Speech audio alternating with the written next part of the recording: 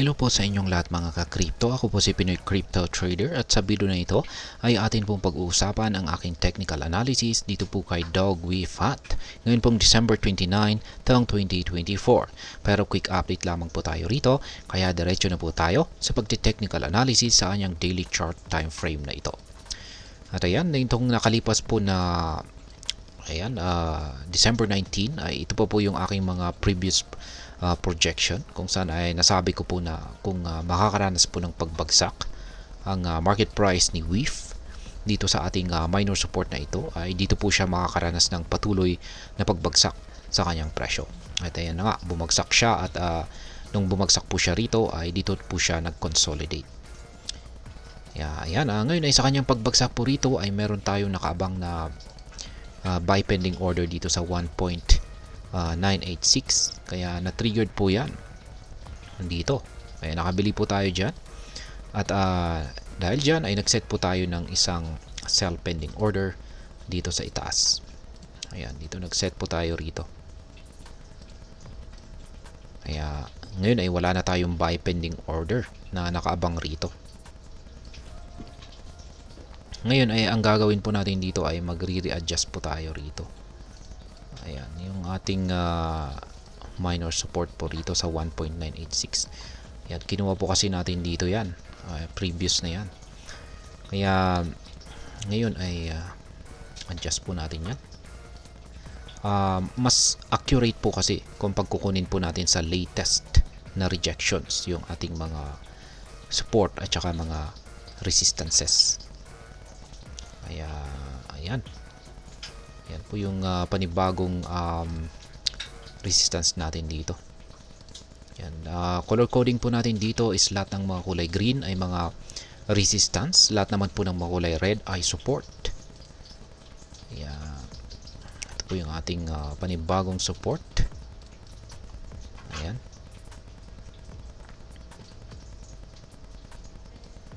Ito po ay ilalagay natin dito.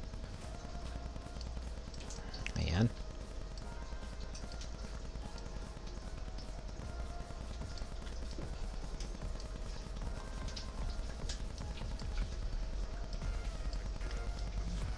Yan ay lagyan po natin ng price level.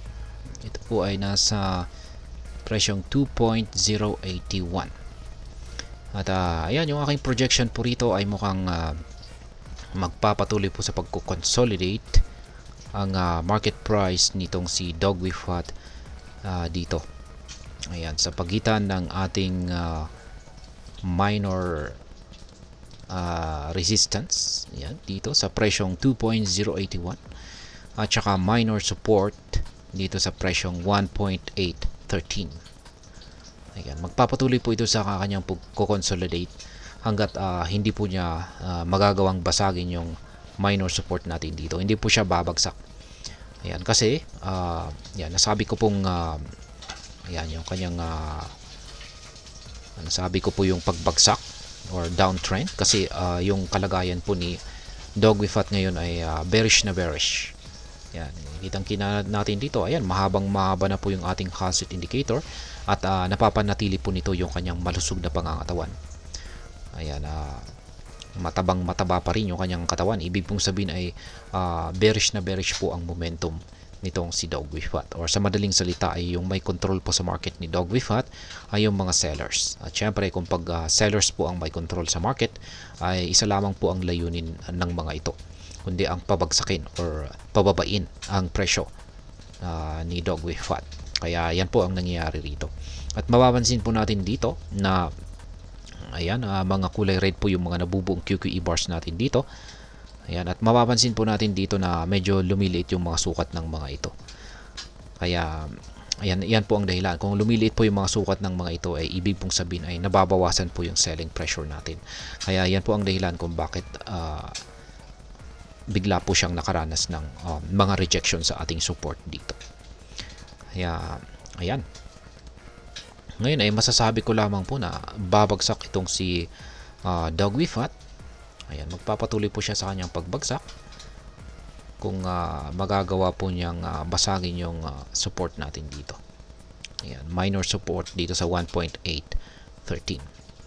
Pero sa tingin ko ay yan, kung mabasag po niya ito ay sasaluin po ito ng ating support zone dito sa ibaba. Ito po ay nasa mga 1.38 to 1.51.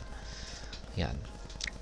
At kung pag support zone po ito ay matibay na rin po ito. At hindi po ito basta-basta mababasag. Kaya ayan. Kaya kung sakaling nabasag po yung minor support natin dito sa 1.8813 ay ayan, dito na naman po siya maaring tumalbog. Kaya yan po yung isa sa mga binabantayan natin dito.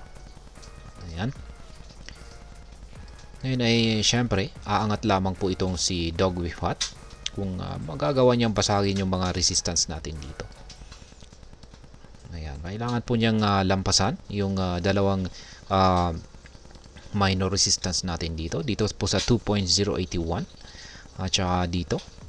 Ayan, sa 2.247 bago po niya marating yung ating target na resistance na nasa 2.498. Ayan, kung saan ay ayan, dito po nakaabang yung ating isang sell pending order. Ngayon ay wala na po pala tayong nakaabang na buy pending order. Kaya yan, maglalagay po tayo rito. Ayan, maglalagay po tayo ng isang buy pending order dito po sa presyong 1.385. Ayan. Tapos isa na rin dito sa major support natin dito sa yan, saktong 1.003. Kaya yan po yung aking update sa aking projections na ito.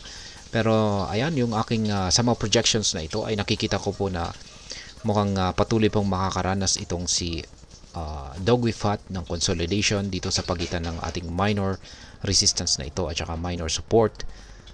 Yan, magko-consolidate lamang po siya hangga't hindi po niya, yan, habang hindi po niya nababasag yung ating minor support na ito.